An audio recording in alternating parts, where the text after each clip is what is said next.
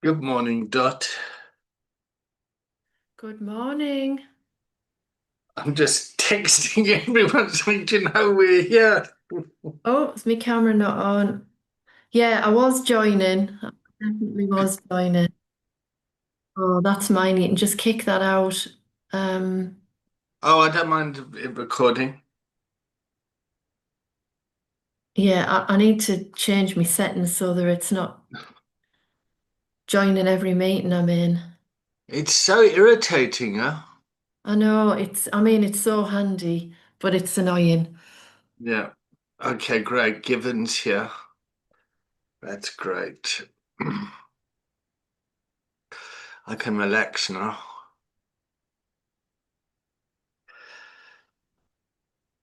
Good morning, Given.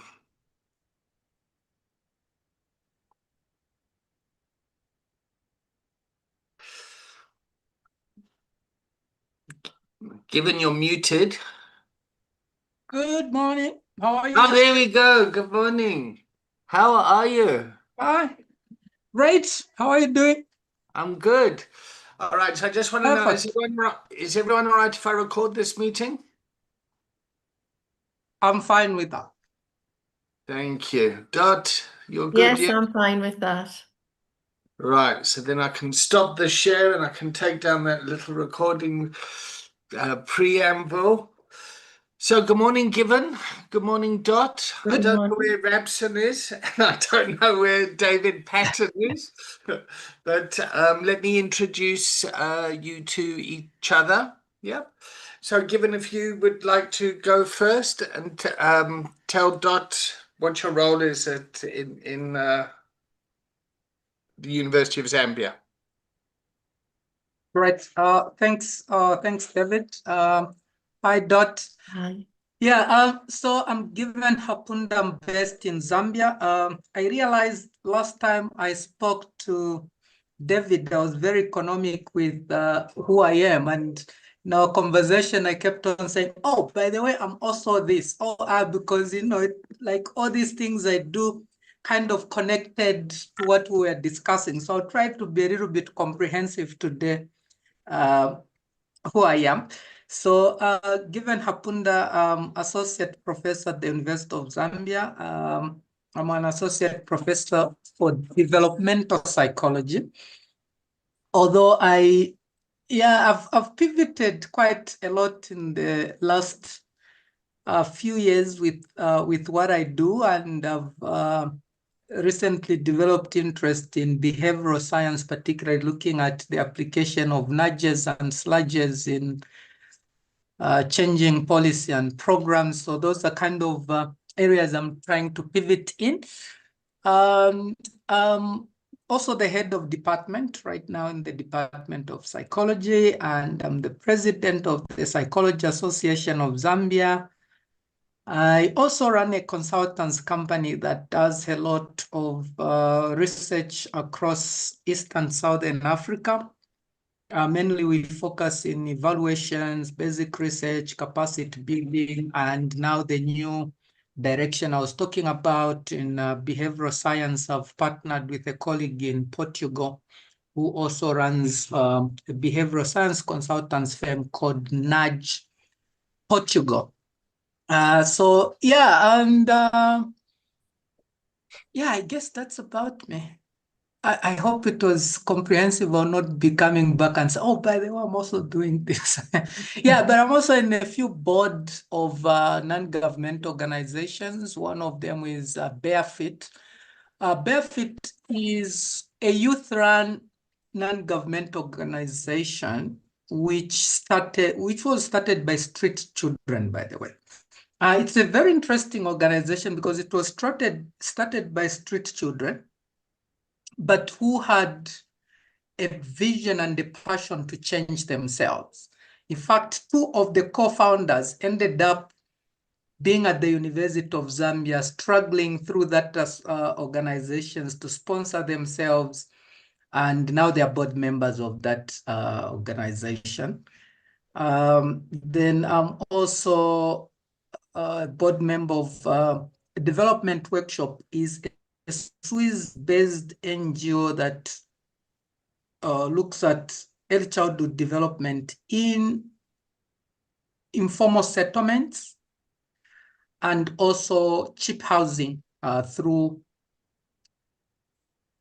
support. It kind of gives long-term rent to own kind of a model of owning a house to underprivileged. So that's basically what they do. And yeah, I've been part of those few NGOs. Thank you, Given. Thank you for not holding back. Okay, Dot, your turn. You Given had 4 minutes. You go for it as well. Well, that sounds fantastic, and not sure I can match any of that, given you're a That's very not busy true, man. Dot. Very That's- busy man. Yeah, so yeah, lovely to meet you. I'm Dot Smith. I lead an NGO, non-profit charity in the UK called Recovery Connections. We're a lived experience recovery organisation, which means the majority of our staff, well over 90% of our staff, are in recovery themselves from addiction, and about 60% of our staff are graduates of our programmes. We've been around for 17 years now. We support people in residential rehab and also through community support programs and community building that is just around generating social connection and recovery capital, helping people to build the skills for them to go on and live their best life of however they define that. We also work within the education space. So we've been providing collegiate recovery support in the University of Teesside and the University of Sunderland for a number of years now. I'm connected with the Association of Recovery in Higher Education in America, which is where we learned how to do collegiate recovery and have had a lot of mentoring from some of the program leads over there. I'm part of the College of Lived Experienced Recovery Organisations, a membership body that supports emerging organisations and existing organisations to be represented within the sector to ensure that lived experience led organisations like us have equity and a voice within the national drug and alcohol treatment system and structures.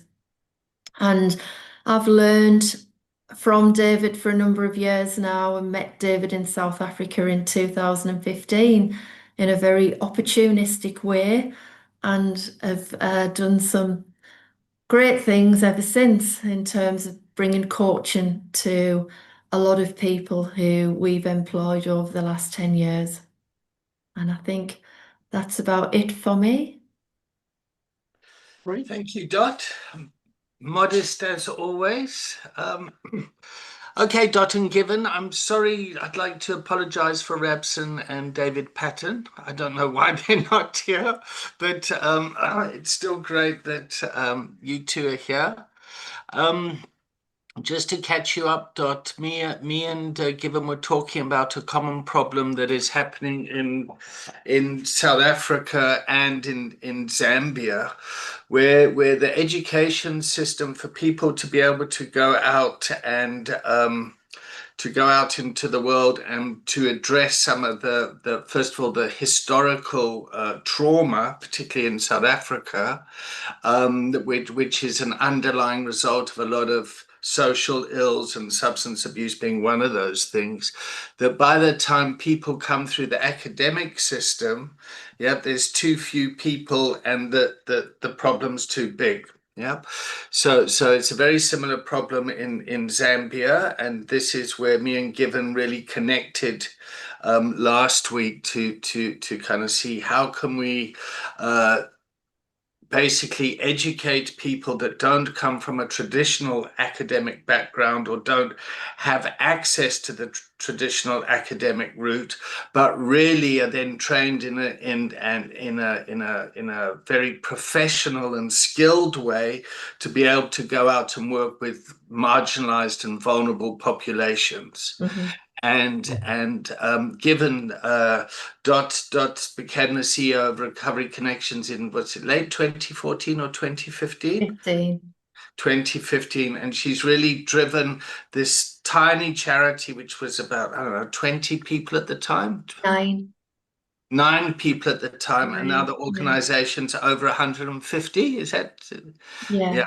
So there's been a little seed that's planted that's really spread and has really grown into a tree that's now bearing fruit that's dropping over the UK under the government's Harm to Hope strategy, the Dame Carol Black report, and OHID and the NHS, the governmental structures are starting to buy into the value of lived experience.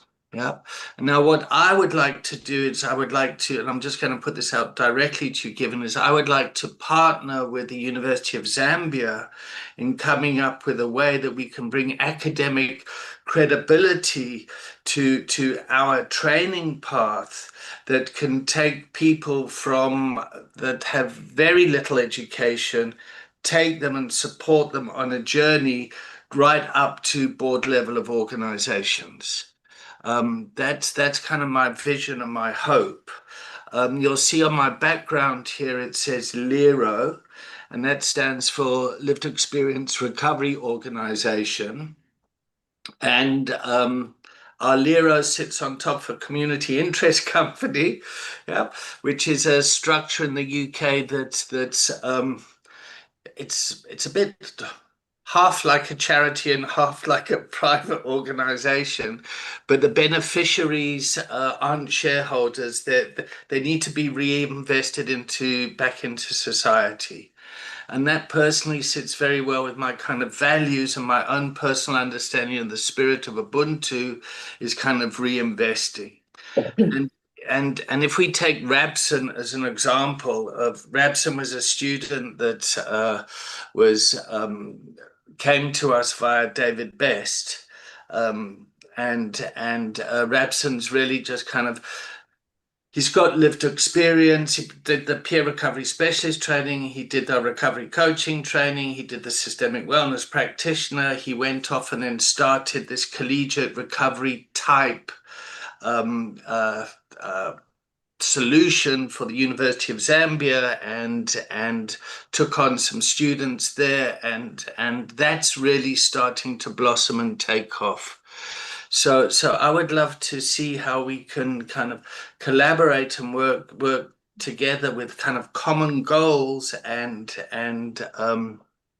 yeah, I would really say, I really want to say kind of tighten and protect the kind of the ethos and the magic that we've kind of created here. Does that make sense, Dot and Given? Absolutely. Yeah. Absolutely. Okay.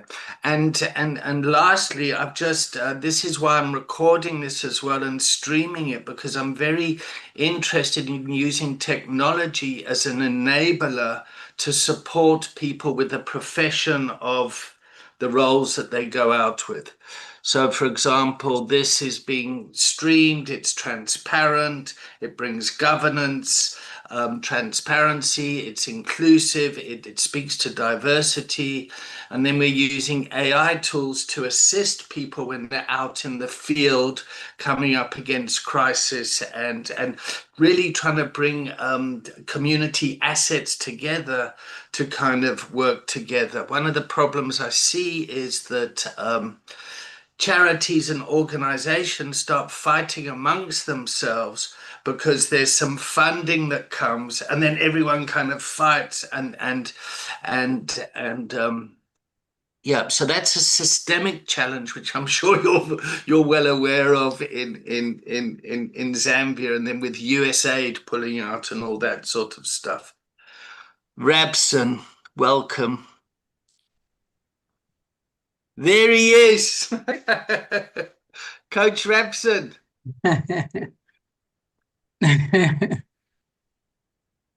Where's your drum, Rapson? Hi, Rapson. We can't hear you. You're muted.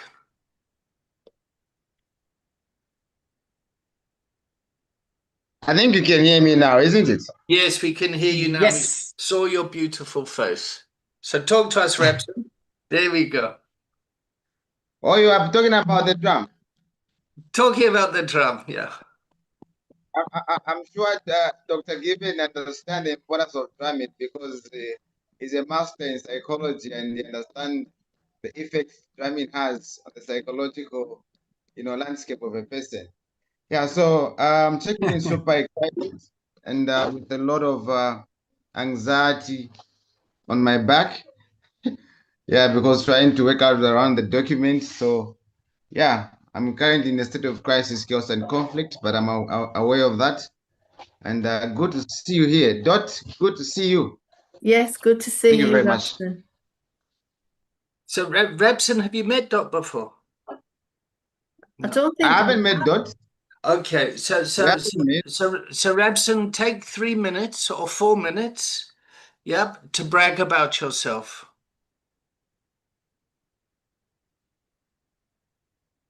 Would you like to take the floor for 4 minutes to speak your truth, your story? You're going to have to unmute if you want to. Oh, yes. And thank you very much for this opportunity. I don't take it so lightly. Yeah, so my name is, my official name is Rapson Banda. That's what is there on my NRC, my national registration card. But because of the things that I do, which came as a result of an adversity that I faced, I wanted to become a soldier. Things didn't work out. Got disappointed. Instead of responding, I reacted. And reacted meant that I went out there and drank alcohol and smoked. That's that I later experienced a mental health breakdown. Was admitted to a psychiatrist hospital in Choma. That's the southern part of our country. Yeah, then there was a lot of stigma that I used to face in my community. So I decided to leave that town and came back to Lusaka. Yeah, and here one of the things that I was intentional is just making sure that I'm able to speak to systems that will really help me navigate life. Yeah, of course, I continue with my medication at the National Psychiatrist Hospital, which is called Chinama.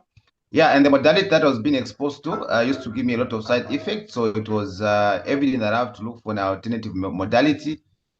So that's how I was exported to Kenya at the South Africa Retreat Center. So my experience mainly, I developed a passion for the mental health space because of what I saw, the gap that I saw in the mental health space. And I thought this could be some of the things that would be very much important for me to venture into.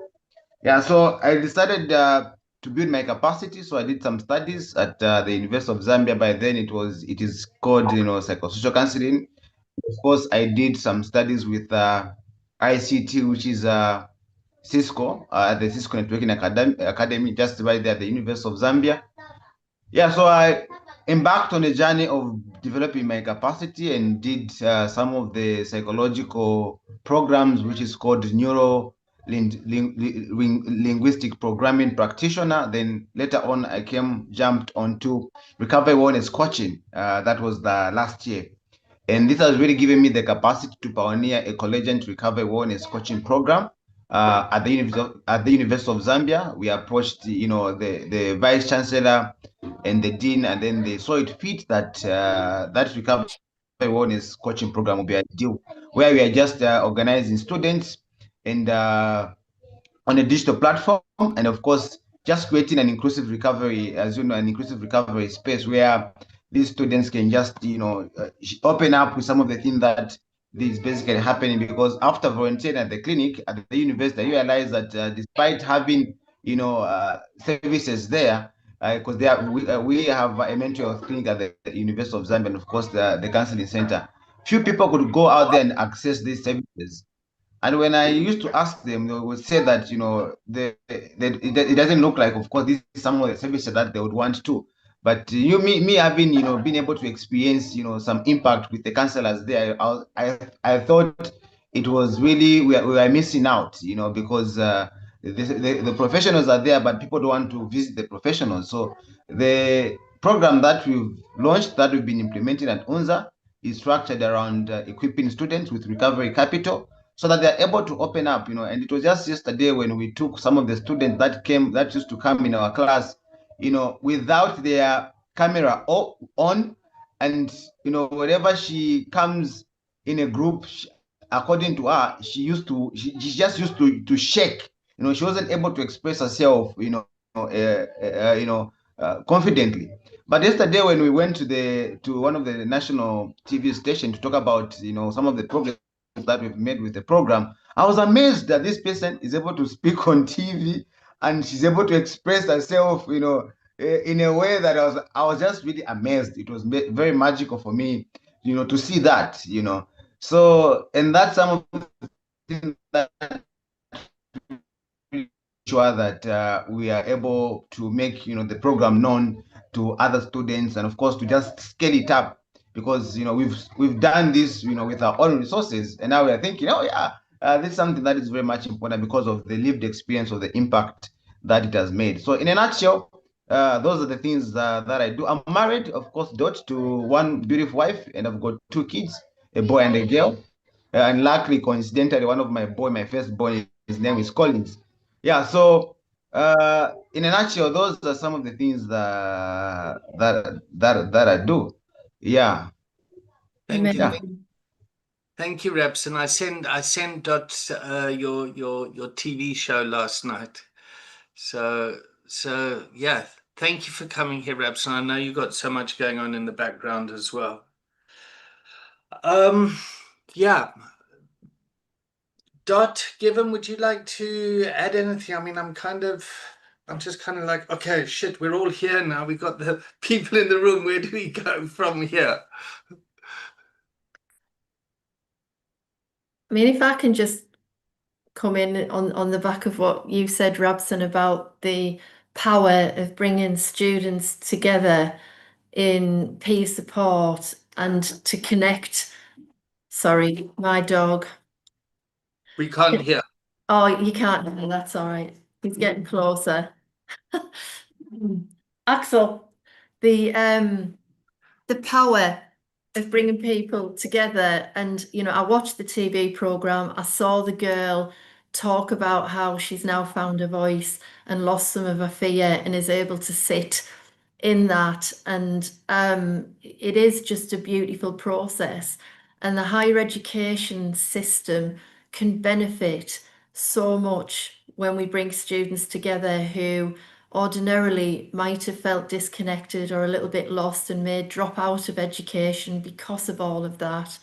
So I think there's a huge benefit to the students that we exist to support, but also for the academic institution to have a support structure that enables students to achieve higher grades in their degree programs, but bring a huge amount of resilience to the university campus and a massive opportunity and asset to other students who might also be struggling, who would be fearful of sharing that with the university itself.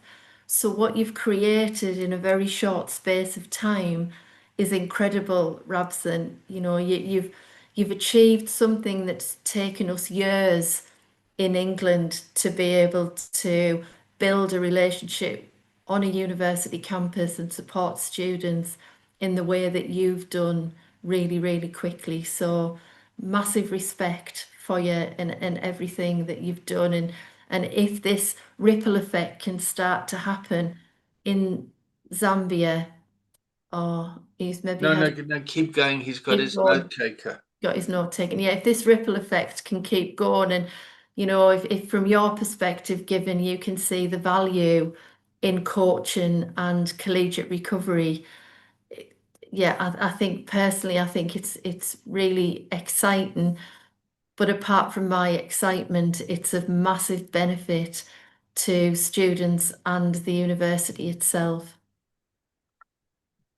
So I hope that was helpful.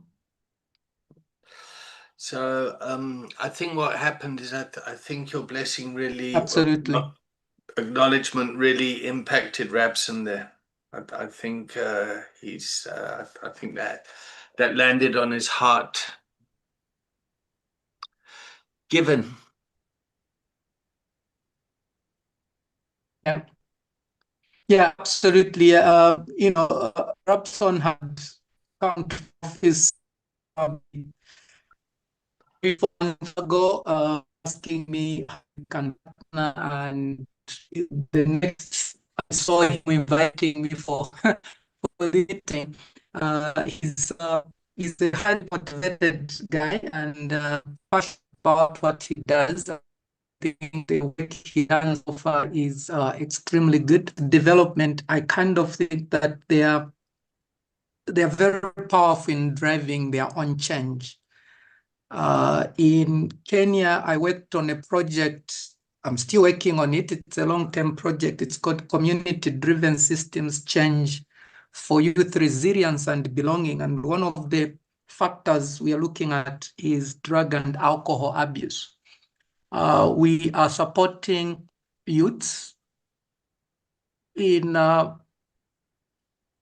preventing alcohol abuse, rehabilitation, through different mechanisms. We began doing a research and we discovered that lack of sense of resilience and belonging was a key driver to alcohol and drug abuse. And so we started thinking of what makes you. So we did some kind of a needs assessment. What would make you feel you belong and feel resilient? And there were a lot of things that they mentioned. And we started looking at partners that can help these young people to begin to feel they belong in the process, addressing issues to do with alcohol and drug abuse. And we are hoping the intervention is going to help lower this. But as a university, we are very keen to work together. And I've been thinking, last time we met, I was going to table this issue with the department. We didn't meet. We are meeting on Monday. But one issue for sure is that we are on board. And I think I had to mention that I'm head of department for a reason, so I can still use my a little bit of my power to move things. Yeah, but yeah, we are on board, and I've been thinking about this since our last meeting. How do we move forward? There's an organization here, Solidamed. It's a Swiss-based NGO. I know they've been working on a program like this, and I was thinking, first of all, I feel like I want to approach them, also see how they can partner with us. I think the more partners we have, the stronger the program is. And I think for me, I like having systems stronger so that the program can be self-sustaining. One thing we can do outside that is to begin to think of, we can train young people and begin to provide mentorship. But how is the program going to look like? That's very important. How is the program going to look like? And as they invest, we are open to that. I've been given powers to come up with such kind of short-term programs with different partners. So we do have, and we can begin to discuss how that program can look like. Given, may I just jump? Who's going to be involved. Given, may I just jump in? I know Dot had Yes. only half an hour. Dot, it's coming up to 30 minutes. Are you okay for a little bit longer? Yeah, I'm okay for 5 minutes, and then unfortunately I've got to hit the road. So I'm frustrated about that, because I'm really fired up and enjoying this meeting. Okay. Great. Yeah, I think we are. I also have only about 5 or 10 minutes before I jump into another meeting. Yeah. So, but beginning to think about what next. How should the program look like? What's the modality? How do we move forward from this point I think it's a good starting point for us. And as a university, we are in completely. So may I jump in quickly? Because I also think about this a lot. But 3 years ago, I started a project with Dot called the Brim Project, and that ran for 3 years. So that's building recovery in Middlesbrough, or bringing recovery to Middlesbrough. Building, yeah. And we started off doing our standard 3-day intensive, and then we followed up with 10 participants for 10 weeks to bring in systemic wellness to see how to kind of follow the participants, so how they would do within the organization. And then that kind of carried on and on and on. So we've got 3 years of data there, and David Best was the academic on this, and what I would like to do is kind of build on top of what worked there. So it's an action research based methodology that I've kind of used, and I'm not very academic in the sense of traditional academia, but I'm very good at using technology to kind of see what's working, what's not working. And I think what's important is we get the curriculum that we come up with. The reason it does work did work in Middlesbrough is everyone's getting on the same page as to what the philosophy and ethos is, like multiple pathways to recovery, strength-based model, the people are well, non-clinical, things like that. So people understand where they are, what the role is. And then the program, our recovery wellness program, or Recovery's Connections Recovery to Wellness program, or our recovery resilience program, the components are all very similar. So you haven't got people fighting amongst themselves of what we should be doing. Everyone's in kind of agreement. That would be my summary of that. Dot, would you concur with me, my esteemed colleague? I would, and I think that it's incremental, this approach, because the culture builds at the speed of the people that are experiencing the training and the program, and the culture becomes fundamental in holding that space, and that's no different in a university setting or in a community organisation setting like ours. It's very, very transferable. And I think the culture is also infectious. People are drawn to the culture. People feel safe within the culture that the coaching generates. So for us, it's been transformative in our evolution as an organisation. And not all of our staff that go through this process, whilst they work with us, it's very much who we are, but they take it, the legacy of it is they take it to other organisations as well. They take it back to their families. We have lots of staff who talk about not ever having the family structure that created safety and accountability. They learn that within their role in the organisation, and then that transmits throughout their whole family system.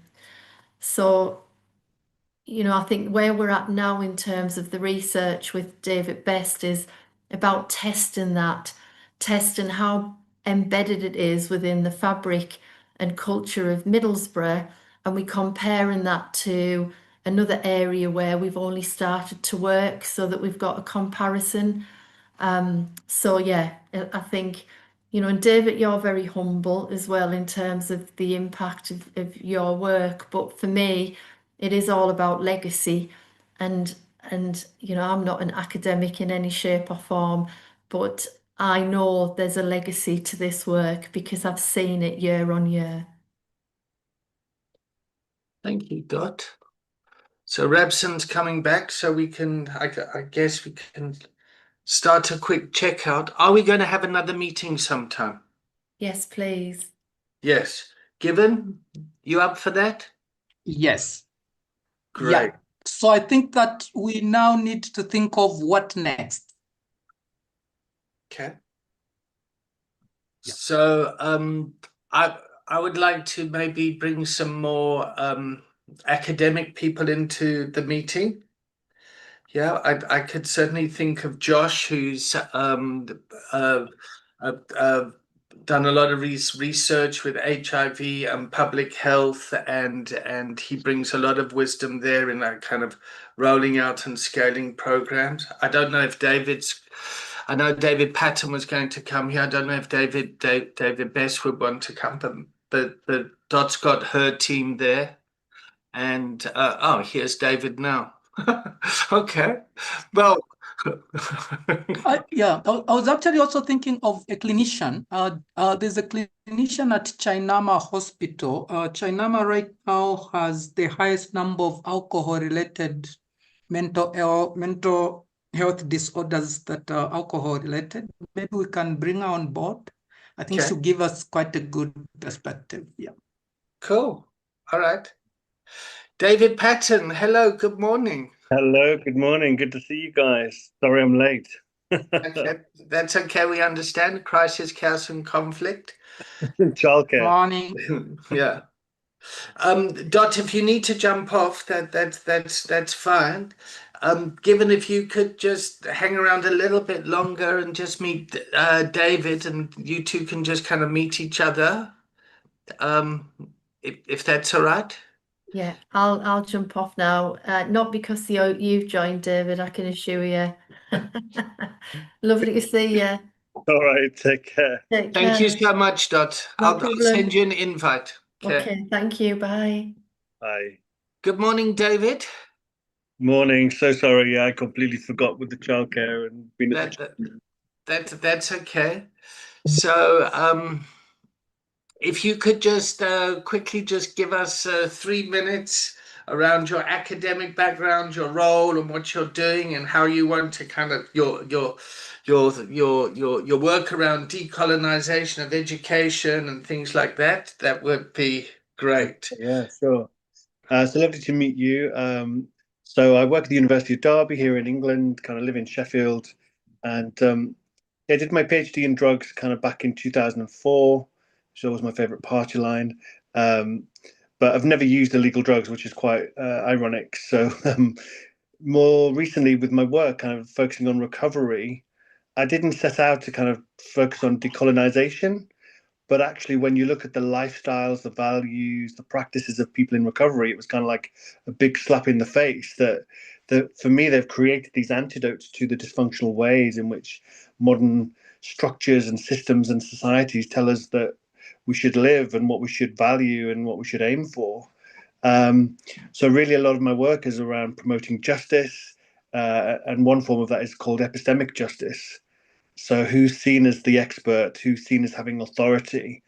And so rather than it being somebody like myself as a white middle-aged academic who's got the PhD and the paper qualification, all of my research, all of the projects that I do places lived experience at the center and actually elevates that leadership and that form of knowledge. So I've done lots of kind of different things, spoken at the UN, presented research there.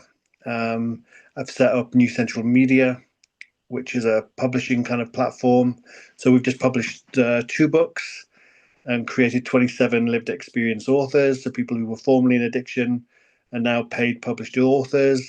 So we did a women's recovery capital pathways book, 14 women authors, 2 of which went to the UN in March with me to speak at that global forum. We've just published a prison recovery capital pathways book. So to what extent does prison help or hinder recovery? And we had 13 paid published authors for that one.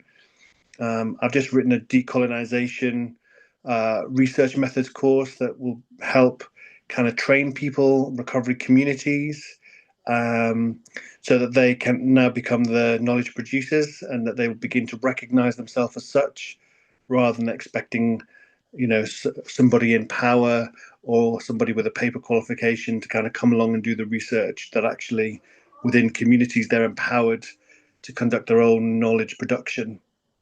What else to say? I think the last thing I'll just say is about photo voice. So we've developed an international photo voice project. So we've got cities across England and Wales, and then we've got kind of Serbia, Spain, Italy, Canada, and then we're just about to add 14 Latin American countries to the photo voice project. So that's a different way of doing research using kind of images rather than kind of surveys or interviews. And it's people in recovery who are trained as the researchers, again, as the knowledge producers, to kind of go out and collect the data and answer the question as to what works in recovery. So it's a fantastic, kind of really powerful series of local drug recovery evidence bases. But of course, as the submissions demonstrate, it's now a global submission. So we're really proud of that piece of work. So excuse a very long introduction, but I will pause there. Thanks, David. Given, would you like to respond if you've got time, just to so David can understand where you're coming from? Please.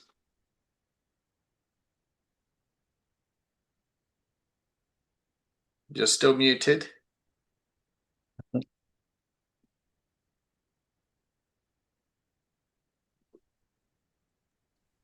Thanks, David. Sorry, I'll be quick. I have to jump into another meeting. I'm Given. I'm based in Zambia. I am an associate professor in developmental psychology. My PhD is in developmental psychology. We draw from learning more on chronic disease and the psychological aspect of illnesses. That has been my main focus. And currently I'm heading the Department of Psychology at the University of Zambia. Yes, most of my research is around psychosocial aspect in chronic illnesses and a bit of child development. I'll be short. I'll end here. Thank you. So Given had to go. Okay. Sorry, David, I messed up with the time. That's okay. Rapson's still here. Rapson? Oh, Given's back. You back? Did you hear anything I said? Like, Yeah. We got some of it. Yeah. But just to summarize for everyone, we're going to be having another meeting. We'll do something with the University of Zambia, Department of Psychology, and DOT and Recovery Connections. And David, I'm sure you'll get involved because you're already very much entrenched in our work. And and Rabson's just doing magical work in Zambia. So I'll stop the recording now. Thank you, everyone. Can you hear us, Given? yes, I can. Okay. Would you like to check out? How are you feeling? I'm good. I still have 2 minutes. Oh, okay. Go for it. Take your 2 minutes. Go.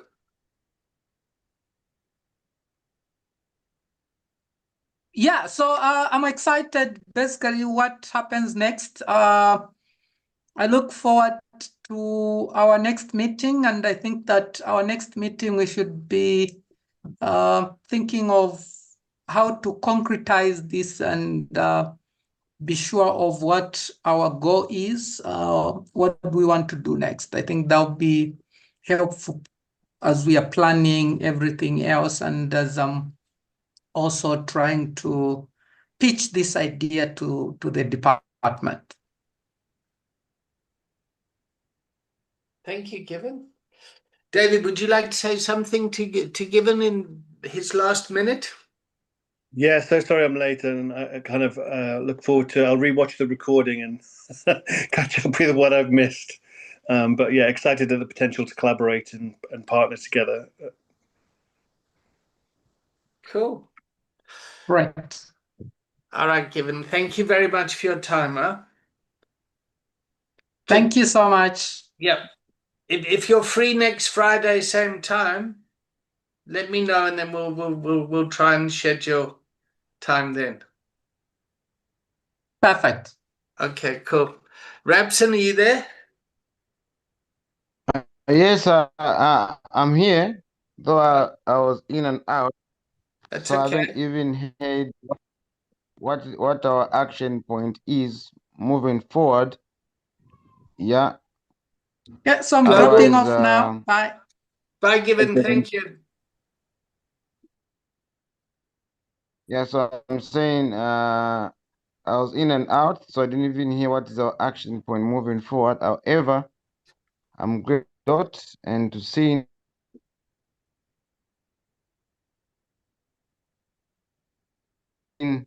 Dr. David, like checking out, but me checking out, yeah, supported and proud. Yeah, those are the two things that I would say.